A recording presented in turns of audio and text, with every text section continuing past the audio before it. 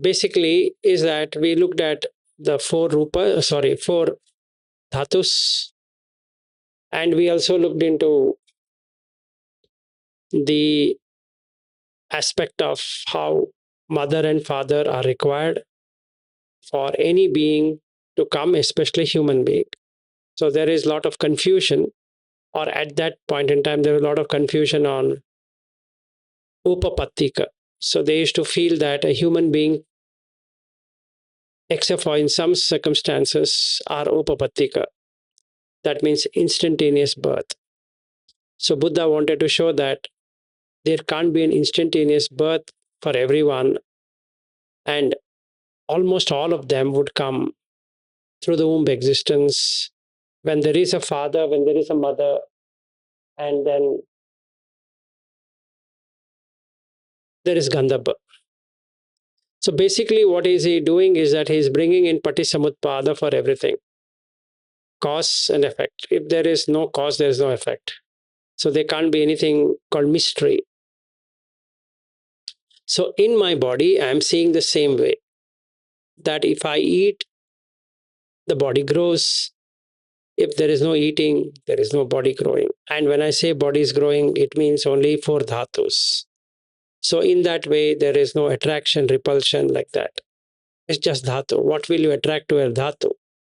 Not possible. Okay.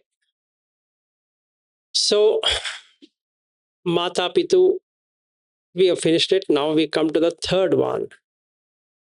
Odana and Kumasa. Odana means boiled rice or steamed rice.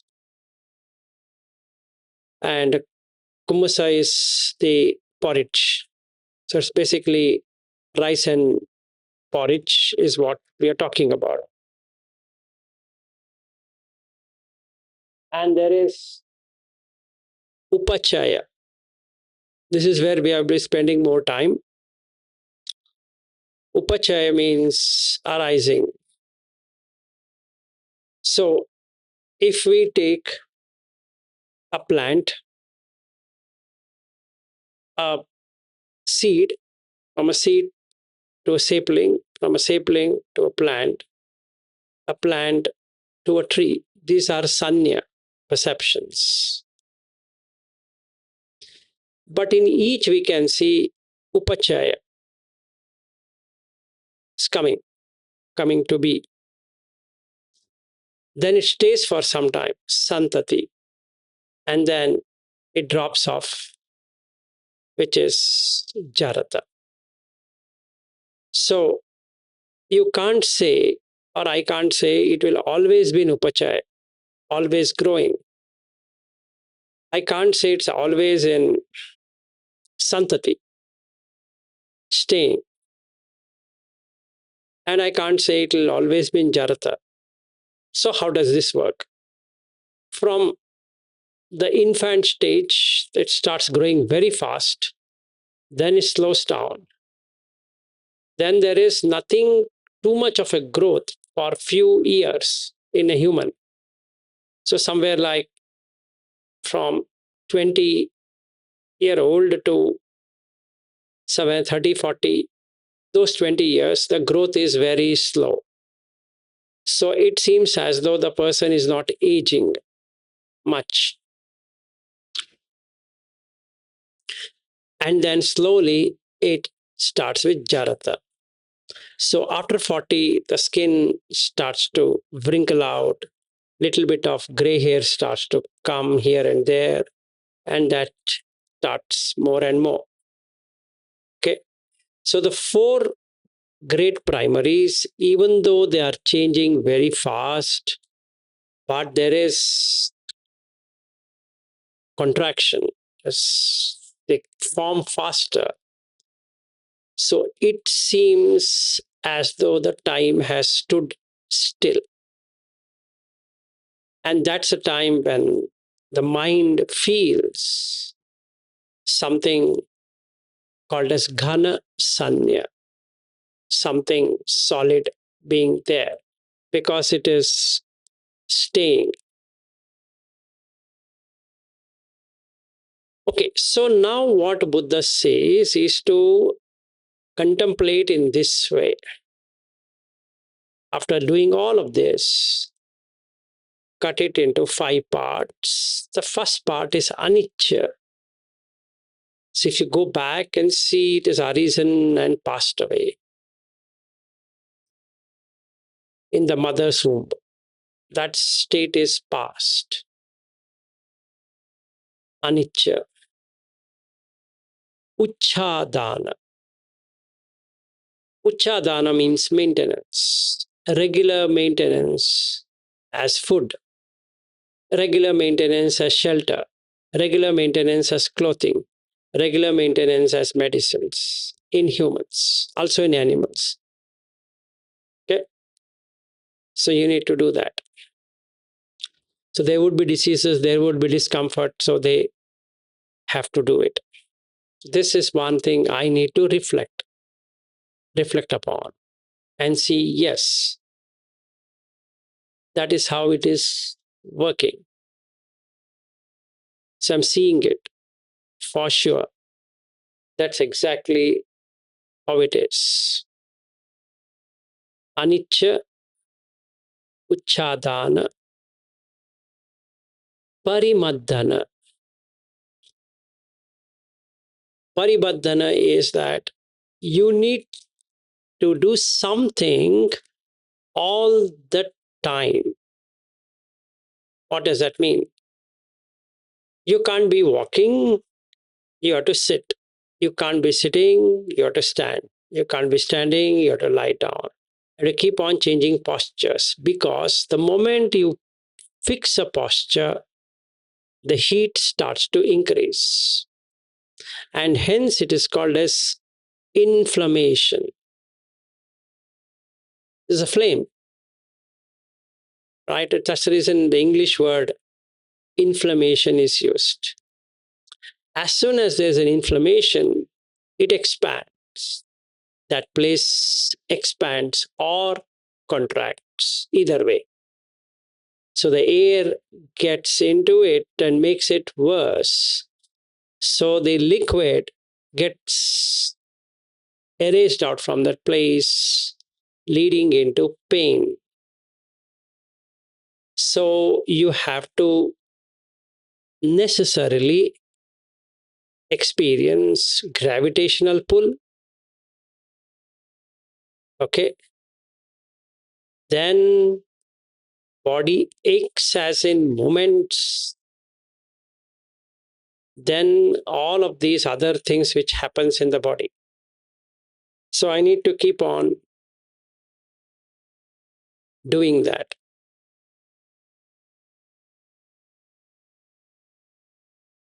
That is parimaddhana. That means no posture can ever be maintained at all. Okay, then we can argue, oh, but there are yogis and yoga teachers who can bend all of that. Yes, but ask them to do it 24/7. But there are yogis in the past, in the Jain tradition, they used to stand, they never used to sit. Yes, they were tolerating the pain. Can you find a single individual who did not experience excruciating pain? There would be pain. But you don't have to suffer from the mind.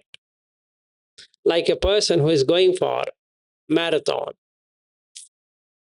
his body every day is aching, but he can make sure that the mind enjoys this pain. So what does the brain do then? It releases endorphins to block the pain receptors. That's the max it can do, beyond which the pain is felt. But given whichever way, that person has to endure the pain. Parimadhana. And the posture change has to happen. So it stays for some time. It doesn't stay for all the time as though I can by will do whatever I want. Not possible. So this body is like that. Yes, it has elasticity. Agreed. It has lightness. Agreed. Because the nature, it's like that. So no difference. But if you take to the breaking point, it breaks. And that breaking is nothing but bhedana. It breaks. And then it gets pulverized, which is which is vidhamsana. Now, this is when we can experience the bhanga jnana without having to do Goenkaji technique, where you can see particles. So if you do it well, you don't have to close your eyes. You can see particles everywhere, including the body, because it's ultimately particles. Okay, so basically, what is our meditation or vipassana is being in the fourth jhana. I am now seeing this body consisting of four elements, not mine, no internal, no external, just the elements. Followed by questioning how did this come to be? It's because of Mata, Pita, mother and father. Then the third one is that Odana Kummasa, by the rice and gruel or porridge. Okay. And Upachaya, growth, Santati. Now the food is there. I have eaten breakfast. So what do you expect? It will be there. Absolutely, it will be there. Santati. But Jarata is also happening, but not right now. Not exactly right now. It is there, but not right now. Slowly, it will keep on going away. So, next 4 hours' time, stomach is empty as usual. No difference. So, that's what we can see in this whole equation. Okay. So, this is the practice. So, you need to look at anicca. Then, after looking at anicca for a long time, then you go to the next one, uchadana, maintenance. Then parimadana, bhedana, vidhamsana. This is the way to practice. 5 of them. Anicca, uchadana, parimadana, bhedana, vidhamsana. And there's a long sentence of that in the sutta. In MN 74, in MN2, as in DN2, and in MN 77, and many other suttas, you can find this. That is what a Arya Savaka do after the fourth jhana. He has to remove the internal and external of the rupa. Then he is in vipassana.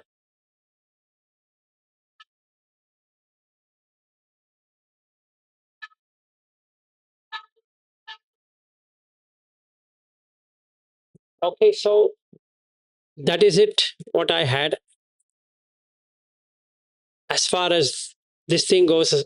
So all taken together, including question, I thought We'll finish in half an hour because there is nothing today as such. Tomorrow we can take the next topic because that's all the on the rupee. So I am Kayo Rupee. That is how it starts. Any questions so far on what we have covered?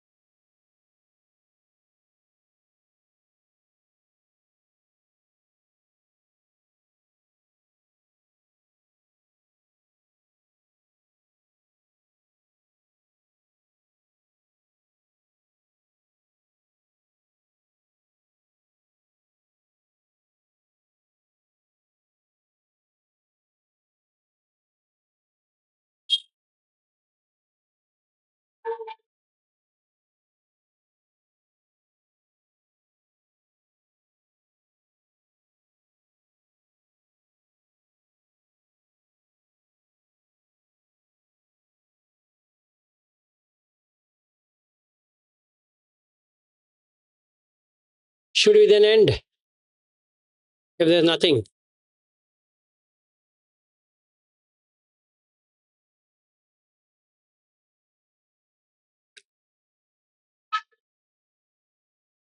What do you want? Shall I continue? Shall I end? What do you want me to do? But for today, that's a practice. We need to practice it.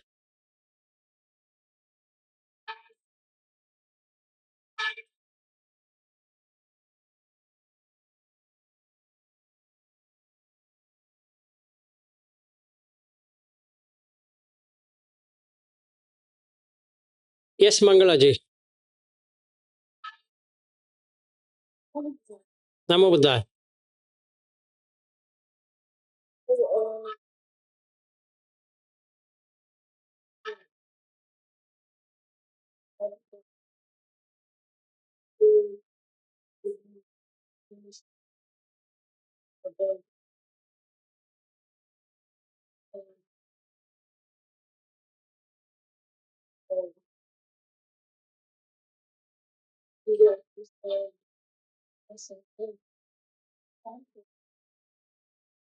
Hmm.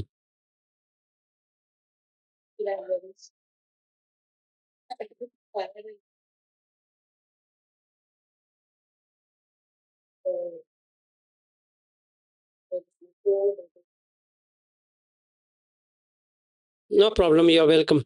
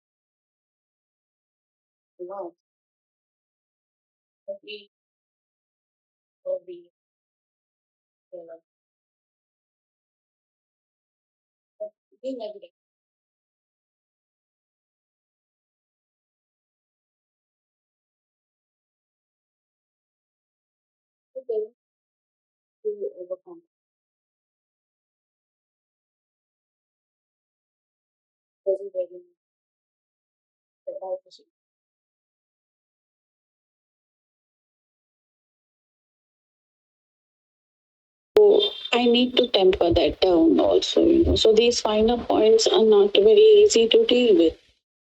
When I listen to you and I listen to the way that you have shown us and the Buddha, there is a way out, there is a road to follow. Just wanted to share this with you. Sure.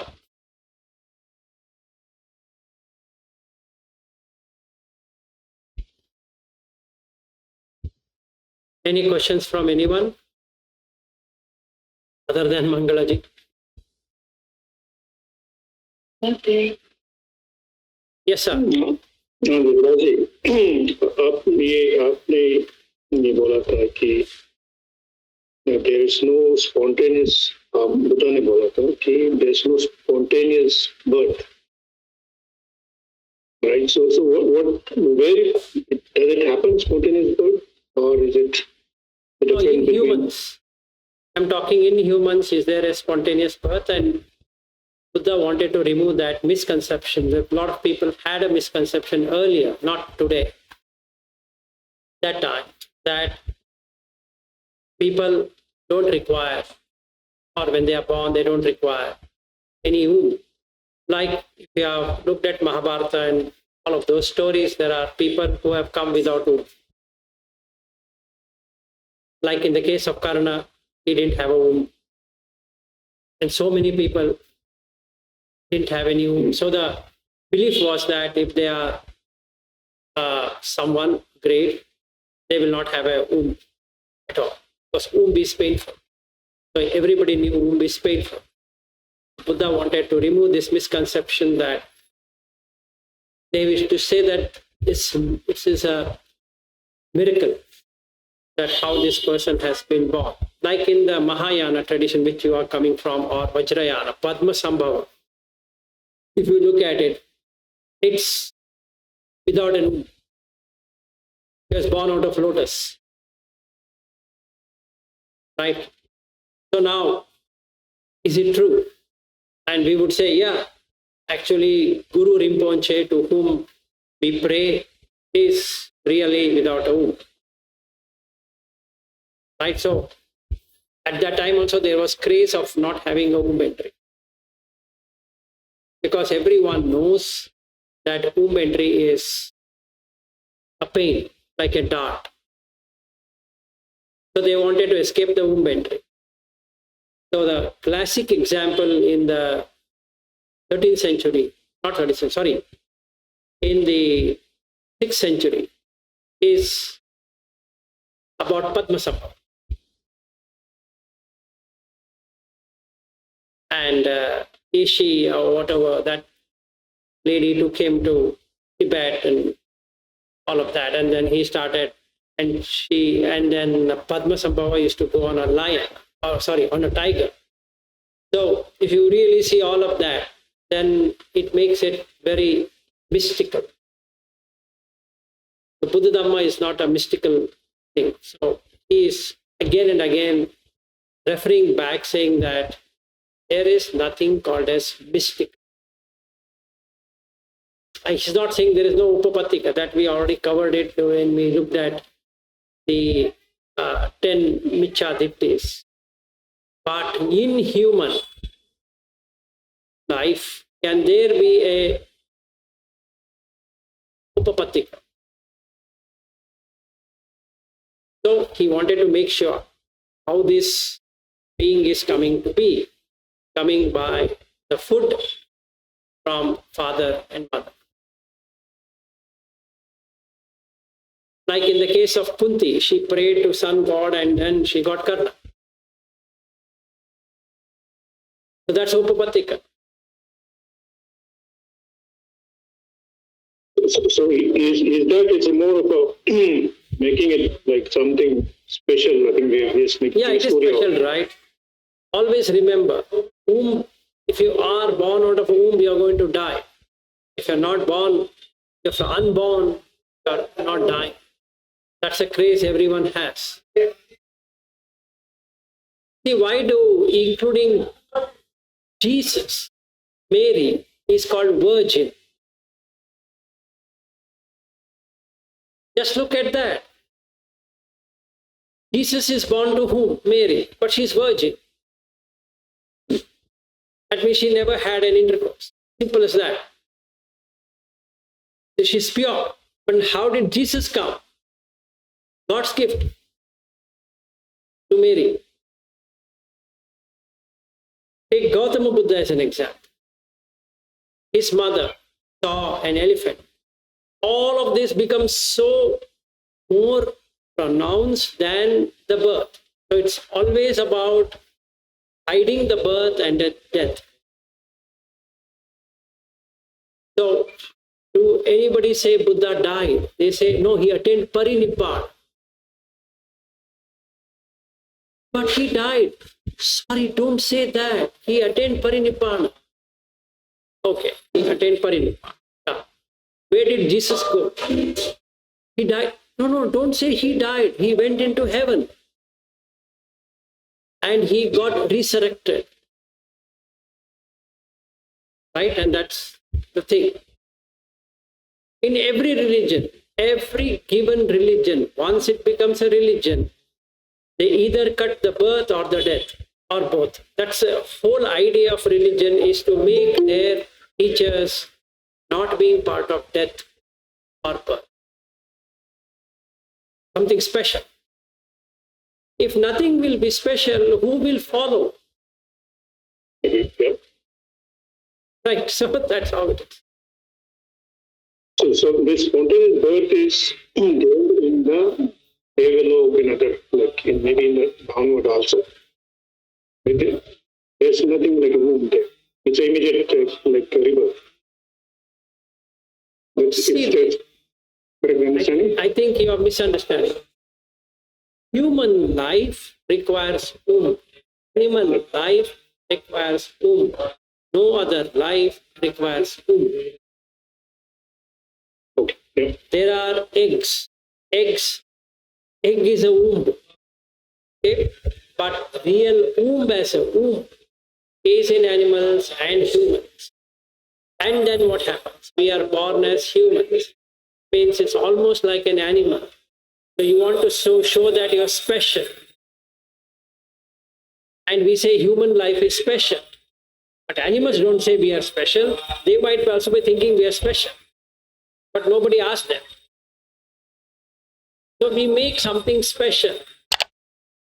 Nothing special. He's just taken a role. He's just taken a body. And this life is got by the womb. That's it.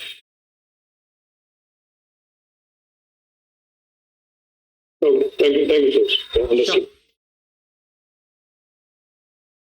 Should we end then?